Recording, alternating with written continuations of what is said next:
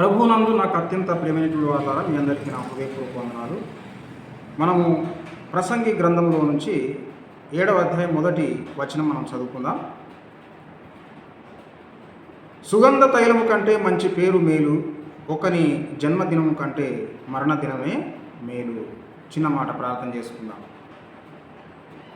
ప్రేమామయుడమైన దేవా, యేసుక్రీస్తు ప్రభువానికి వందనాలు, స్తోత్రాలు చెల్లిస్తున్నాము. ఆయన గతకాలం అంతా మమ్మల్ని కాచి కాపాడి నీ పాద సన్నిధానంలో నేను స్తుతించి నేను ఆరాధించుకునే భాగ్యం మాకు కలిగించావు ప్రభా, నీ స్తోత్రములు. అలాగే ప్రభా, ఈ చదవబడినటువంటి లేఖన భాగం చేత మా హృదయాలకు కావలసిన నీ సత్సందేశాన్ని అందించి నీ యొక్క వాక్య వెలుగులో మమ్మల్ని నడిపించి నీ నామాన్ని కనపరుచుకోమని కోరుతూ మాకు దీవెనలు ఆశీర్వాదాలు కలిగించమని యేసుక్రీస్తు పేరట ప్రార్థించి పెట్టుకుంటున్నాం తండ్రి, ఆమేన్. ఇక్కడ చదివినటువంటి విషయం ఏంటిదంటే, సుగంధ తైలము కంటే మంచి పేరు మేలు, ఒకని జన్మదినము కంటే మరణదినమే మేలు అని చెప్పి రాయబడ్డది. ముఖ్యంగా ఇక్కడ సుగంధ తైలం కంటే మంచి పేరు మేలు అన్నమాట మనం చూస్తుంటున్నాం. మంచి పేరు ఎప్పుడు వస్తుంది అన్నది మనకు ఇప్పుడు ప్రశ్న. మంచి పేరు ఎప్పుడు వస్తుంది అంటే, మంచిగా జీవించినప్పుడు ప్రవర్తించినప్పుడు మాత్రమే మంచి పేరు వస్తుంది. ఏదైనా మనం మాట్లాడుతుంటున్నప్పుడు ఆ మాటకు జవాబుదారీతనం అనేటువంటిది ఉండాలి. ఆ మాట చెప్పేసినాక తర్వాత ఆ మాటకు మనం ఖచ్చితంగా నిలబడకపోతే ఏమైపోతుంది అంటే, ఆ మాట అనేటువంటిది అబద్ధమైపోతుంది, మోసమైపోతుంది. కనుక మరి ప్రభువైన యేసుక్రీస్తు కూడా తన యొక్క సేవ ఆరంభ దినాల్లో యేసుప్రభు ఒక మాట చెప్పాడు. ఏంటిదనంటే, మీ మాట అవునంటే అవును, కాదంటే కాదు అని ఉండవలేము, దీనికి మించున్నది అది దుష్టుడి నుండి వచ్చినదని చెప్పి యేసుప్రభు చెప్పాడు. అంటే మీ మాట అవునంటే అవును అనంటే, కాదు అనంటే కాదు అన్నట్టుగానే ఉండాలి, లేదా అవునని కాదని అవునన్నట్టుగా ఉండకూడదు. ముందు కాదు అని చెప్పినాక తర్వాత అవునని చెప్పడం, తర్వాత ముందు అవునని చెప్పి తర్వాత కాదనడం అనేటువంటిది చేయకూడదు. ముందు అవునని చెప్పి తర్వాత కాదు అని చెప్పడానికి వీల్లేదు.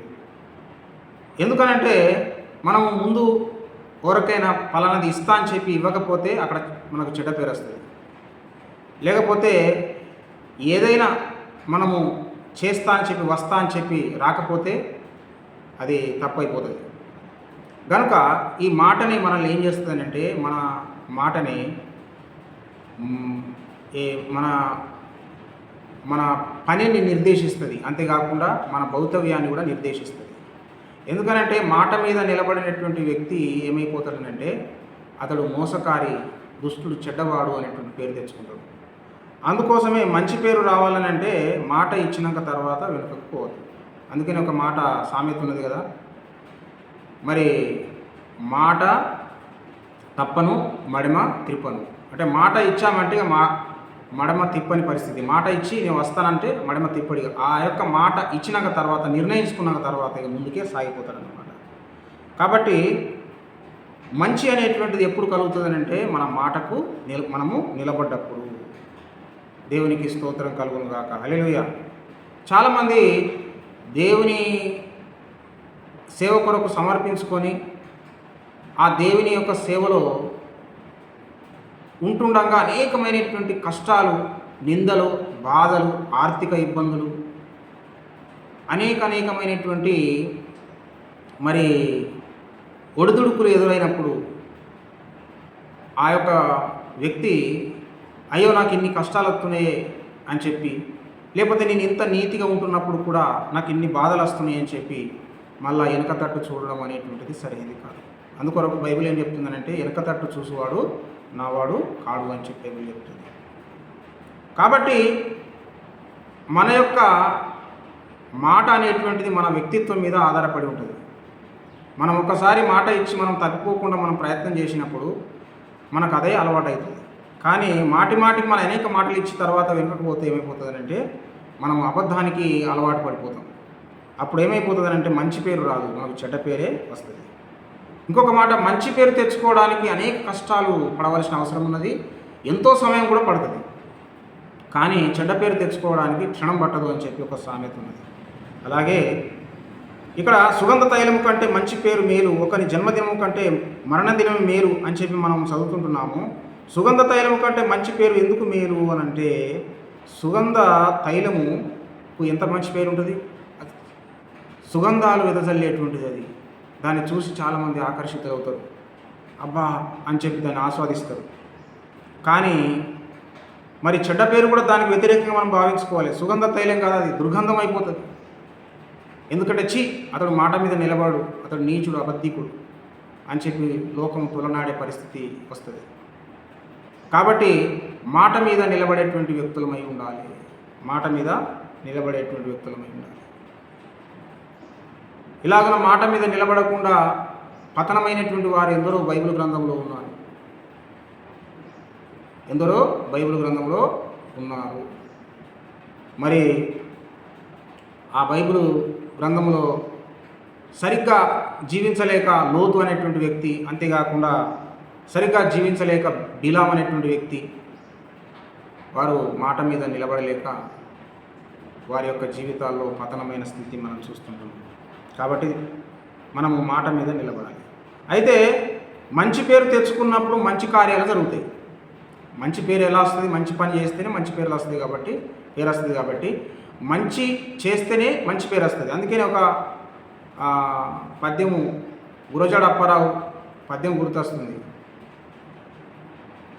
దేశమును ప్రేమించుమన్నా మంచి అన్నది పెంచుమన్నా అన్నమాట.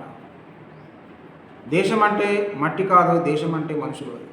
దేశమును ప్రేమించినప్పుడు నువ్వు మంచి చేయాలనుకుంటావు.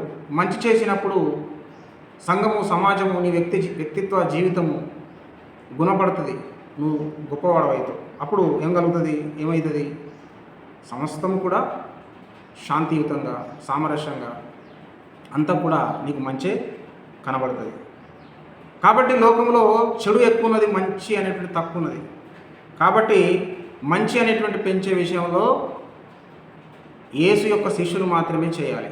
ఎందుకనంటే యేసు శిష్యులకు యేసు అదే చెప్పాడన్నమాట. ఎందుకంటే లోకంలో మీరు ప్రేమను చూపాలి అని చెప్పి. కాబట్టి మంచి అనేటువంటిది పెంచాలి. ఎందుకంటే మంచి అనేటువంటిది పెంచకపోతే అన్యాయం, అక్రమం పెరిగిపోతుంది. అందుకోసమే ధర్మము రక్షించినప్పుడు ధర్మం అది నిన్ను రక్షిస్తుందని చెప్పి కూడా మన హిందూ వాంగ్మయంలో మనం చూస్తాం. కాబట్టి నువ్వు మంచిని పెంచి పోషించినప్పుడు మంచి నీకు ప్రాప్తిస్తుంది. నువ్వు చెడును పెంచి పోషించినప్పుడు నీకు చెడే ప్రాప్తిస్తుంది. Simple logic. ఎందుకనంటే నువ్వు మంచిని పోషించాలి. ఒకప్పుడు యెజబెల్ అనేటువంటి స్త్రీ చెడును ప్రోత్సహించింది. తర్వాత ఆమె కుక్క చావు చచ్చింది. కానీ ఏలియా మాత్రం మంచిని పెంచి పోషించాడు. కానీ ఏలియా దేవుని మనల్ని పొందాడు. అలాగున మనం మంచిని పెంచి పోషించినప్పుడు మనకు న్యాయం, ధర్మము, నీతి అనేది నిలబడుతుంది. అందుకోసమే బైబిల్ గ్రంథంలో మనం చూస్తుంటున్నాం ఏంటంటే మనము ధర్మానుసారంగా నడుచుకోవాలని చెప్పి, అంతేకాకుండా న్యాయబద్ధంగా నడుచుకోవాలని చెప్పి బైబిల్ మనకు బోధిస్తుంది. ఎందుకనంటే నీవు 10 ఆజ్ఞలలో 9కి 9 నువ్వు నెరవేర్చి ఒక్క ఆజ్ఞ విషయంలో తప్పిపోతే నీవు ఆ ధర్మశాస్త్రం అంతటిని కూడా తులనాడినటువంటి వాడవైతావు, లేకపోతే మీరినటువంటి వాడవైతావు అన్నమాట మనకు చెప్పడం జరిగింది. కాబట్టి మన ఎదుట ఉన్నటువంటిది ఏంటిదంటే ప్రతి మాటకు మనం కట్టుబడాలి, మన క్రియల్లో చూపాలి. కేవలం మాటల్లో మాత్రమే కాకుండా క్రియల్లో చూపాలి. ఒకవేళ న్యాయము, ధర్మమును స్థాపించే టైంలో కఠిన